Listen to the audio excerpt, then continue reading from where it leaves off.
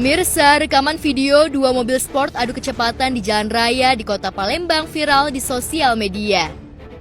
Seperti inilah detik-detik video mempertontonkan aksi adu kecepatan antara dua mobil tersebut di Jalan Haji Burlian, Kecamatan Sukarame, Palembang. Menyikapi video viral tersebut, Satlantas Polrestabes Palembang langsung bergerak cepat mengamankan kedua kendaraan mewah tersebut. Satu di antaranya mobil sport berwarna merah yang berplat nomor B dari Jakarta. Kami dari Satlantas Polrestabes Palembang mengamankan dua jenis kendaraan, satu sedan berwarna merah dan juga satu mobil yang viral di media sosial melaksanakan kegiatan melebihi batas kecepatan di Jalan Burlian sekira pukul 22.00 pada hari Jumat malam.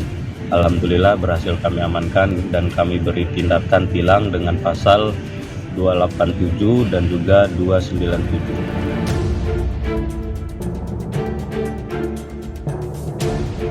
Menurut Kasat Lantas Polrestabes Palembang, kedua kendaraan tersebut kini telah diamankan di Polrestabes Palembang untuk dilakukan penilangan sesuai dengan pasal 287 dan 297 UUD Lalu Lintas. Kejadian tersebut menarik perhatian selebriti untuk angkat bicara terkait video viral tersebut. Adu kecepatan di jalan dan meresahkan warga. Buat Nirina, kalau Anda sudah kemampuannya di situ, kenapa sih nggak book aja tempat rally gitu loh, sirkuit gitu.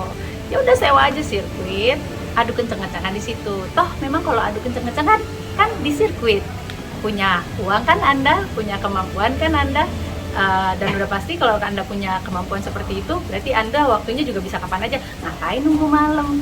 Kan bisa pagi, siang, sore, malam. Tapi sekali lagi di track rally, oke? Peristiwa balap liar di jalanan menurut saya kurang menguntungkan bagi pengendara lain ya, atau bagi pejalan kaki pun juga berbahaya gitu. Kalau bisa memang ditindaklanjuti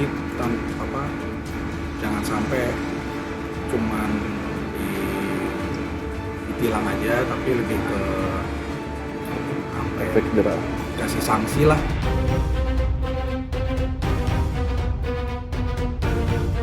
Kasat Lantas juga mengingatkan kepada seluruh para pencinta mobil sport dan kendaraan lainnya agar tidak melakukan balap liar di jalan raya yang dapat mengganggu dan mengancam keselamatan nyawa pengendara lainnya. Sementara informasi yang kami dapat, yang mengendari adalah Muhammad Fikri dan Ahmad Trik.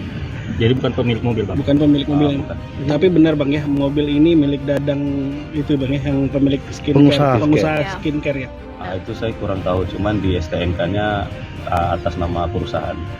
Oh, atas nama apa, Bang? Atas nama perusahaan.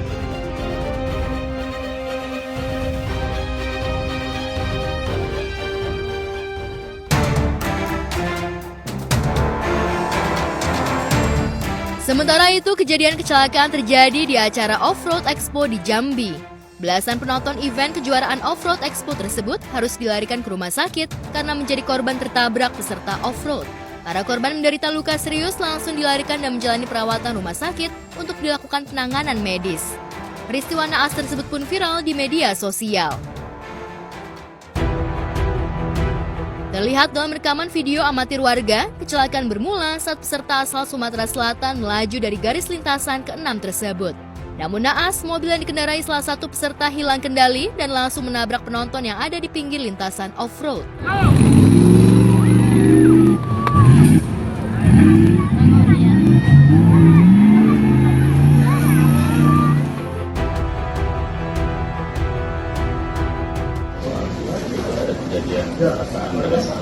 Tapi sesuai dengan standarnya event IOF, bahwa kami telah memenuhi standar untuk melakukan melaksanakan atau kegiatan event itu sendiri. Sudah mendapat data seluruh warga yang korban berjumlah 18 ya, Kades.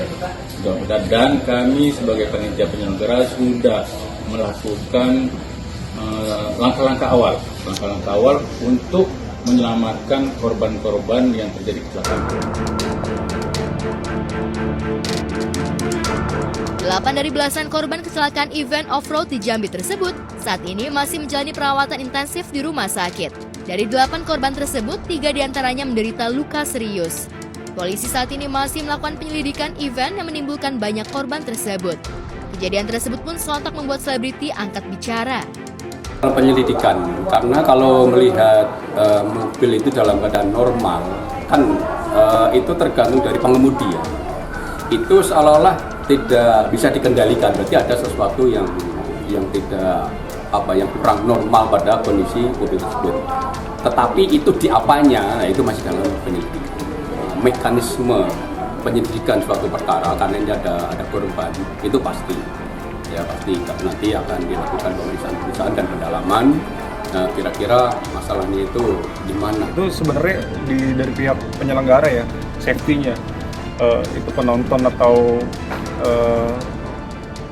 kerumunan orang-orang itu dikasih jarak harusnya, dan tidak boleh, setahu saya sih tidak boleh ada di dekat lintasan ya, seperti itu. Itu penyelenggaranya yang menurut saya oknum yang harus bertanggung jawab tentang insiden tersebut ya. Paling saya berduka cita pasti ini peristiwa ya tidak ada menginginkan, tragis. Semoga dikuatkan dan ini bisa diusut yang terbaik sama pihak kepolisian, mungkin ya jalan terbaiknya.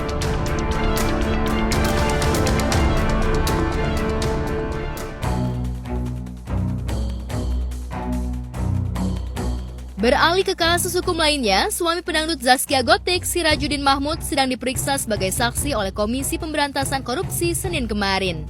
Usai diperiksa penyidik, Sirajuddin yang bermasker putih dan mengenakan kemeja berwarna biru dan celana hitam hanya sebentar menjawab pertanyaan wartawan seputar proses pemeriksaan dirinya di gedung KPK tersebut.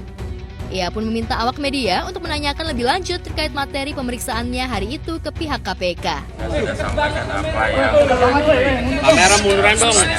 yang dianggap dibutuhkan dari saya sudah sampaikan sesuai dengan pertanyaan. Nah, lengkapnya silakan aja nanti ditanyakan. Sirajuddin pun memilih bungkam terkait dugaan aliran yang diduga diterima dirinya dari salah satu tersangka, Budianto Wijaya, terkait materi pemeriksaan kasus dugaan korupsi pembangunan gereja King Mile 32 tahap 1 tahun anggaran 2015 di Kabupaten Mimika, Irian Barat. Panggilan oleh KPK, saya sudah sampaikan apa yang Kamera munduran dong. pertanyaan yang dianggap dibutuhkan dari saya sudah sampaikan sesuai dengan pertanyaan. Nah, lengkapnya silakan aja nanti ditanyakan ke Bang, sampai jual rumah itu karena ada. Jadi Banda terima aliran dana atau gimana, Pak? saya sudah sampaikan. Kata penyidik Pak, itu lengkapnya beneran Pak, percayaan banget.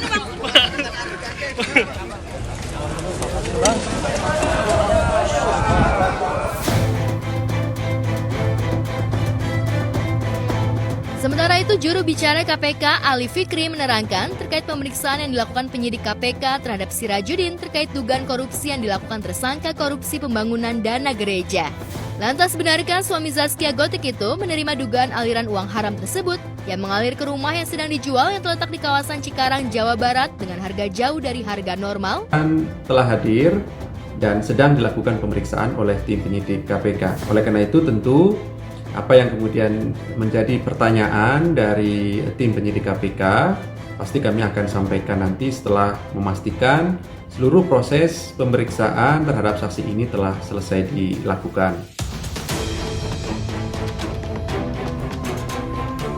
Seperti diketahui, dalam unggahan di media sosial, pemilik Goyang Itik itu mengunggah foto-foto rumah yang akan dijualnya seharga 750 juta rupiah. Unggahan tersebut sontak dibanjiri beragam komentar dari netizen.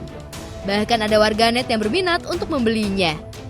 Lantas, benarkah Zaskia berminat menjual rumah tersebut lantaran suaminya tengah terseret dugaan kasus korupsi yang sedang bergulir di KPK? Apalagi sebelumnya Gotik dikabarkan sudah menjual 2 mobilnya. Nggak suka perawatan dia di rumah aja sama cari uang aja. Tapi kalau alasan dengan suami menjaga keharmonisan selain perawatan apa lagi? Menjaga keharmonisan apa ya? Ya saling percaya aja lah, komunikasi saling percaya aja, udah itu sih.